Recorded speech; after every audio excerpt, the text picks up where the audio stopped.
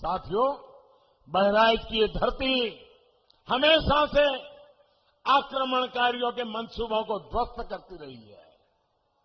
देश के खिलाफ जाने वालों को यहां की मिट्टी माफ नहीं करती है। लेकिन इसी मिट्टी ने देखा है कि कैसे इन परिवारवादियों ने आतंकी हमला करने वालों पर अपना प्यार उड़ेला।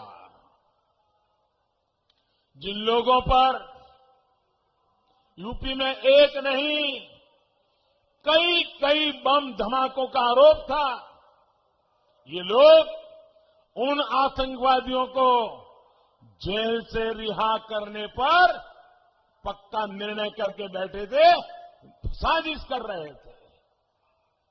ये उन पर मुकदमा नहीं चलाना चाहते थे।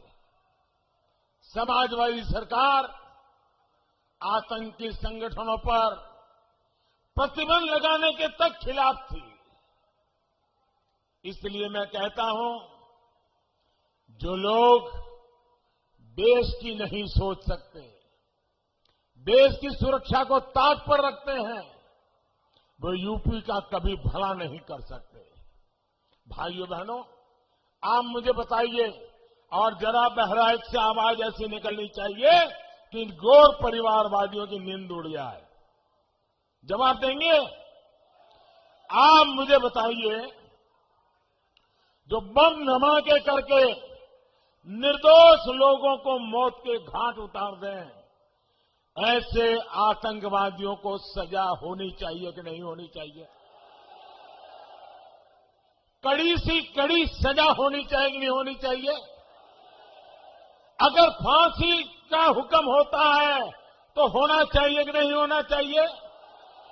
अगर आतंकवादियों को फांसी होती है तो निर्दोष नागरिकों को उसका स्वागत करना चाहिए कि नहीं करना चाहिए? न्यायपालिका में विश्वास करना चाहिए कि नहीं करना चाहिए? आतंकवादियों के खिलाफ आवाज उठानी चाहिए कि नहीं होना चाहिए?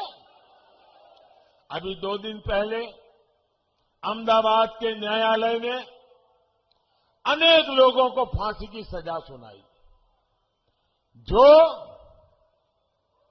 आतंकवादी घटनाएं करके, बम धमाके करके निर्दोषों को मार दिया था। मुझे बताइए, ये न्यायालय ने सही काम किया कि नहीं किया? ऐसा काम होना चाहिए था कि नहीं होना चाहिए था? हमें न्यायालय का सम्मान करना चाहिए कि नहीं करना चाहिए? न्यायपालिका का सम्मान करना चाहिए कि नहीं करना चाहिए? लेकिन ये चुप बैठे हैं, चुप बैठे हैं, क्योंकि उनको मालूम है अब सारा खेल जनता के सामने खुल चुका है। कौन किसकी मदद कर रहा था, ये अब उत्तर प्रदेश का बच्चा बच्चा जान गया है भाइयों।